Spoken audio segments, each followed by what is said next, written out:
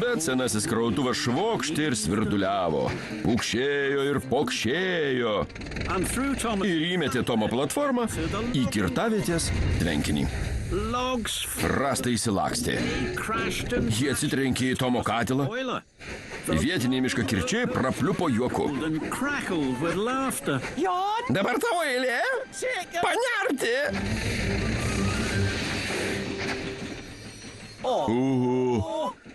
Su tavim nuobodu. Ryto saulė apšvietė Sodoro paieškų ir gelbėjimo centrą. Haroldas kybojo ore. Pone, vis dar nerandu Tomo. Persi sunkiai atsiduso. Jis nerimavo. Ūkanotoje saloje Tomas sunkiai puškavo. Jis turėjo kuo greičiau prisikrauti rąstų. Ir jis nesinaudojo senuoju krautuvu. Staiga Tomas pamatė seną mašiną. Ji buvo surūdijusi ir apleista. Kas tai? Tai Hyho! Rąstų krautuvo mašina! Bet jai reikia labai daug tepalo, todėl mes jos ir nenaudojam. Utap. Mes ją panaudosim. Vietiniai miškakirčiai sunerimo. Tomas šypsojosi. Aš nusprendžiu teisingai, sakė draugai. Bijot nėra ko, parpuškosiu lengvai.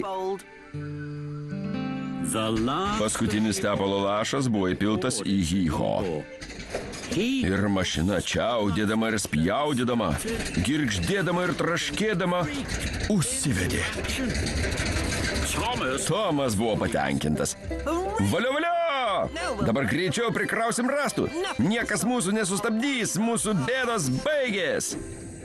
Bet storojo kontrolieriaus bėdos toli gražu nesibaigė. Tomai! Tomai! Bet Tomo ten nebuvo. Kapitonas bandė pralinksmėti. Nesijaudinkit, ponė, esu tikras, Tomui viskas gerai. Visų greičiau pirmin! Storasis kontrolierius nebuvo toks tikras. Jis nubrido į laivą dar labiau susikrimtęs.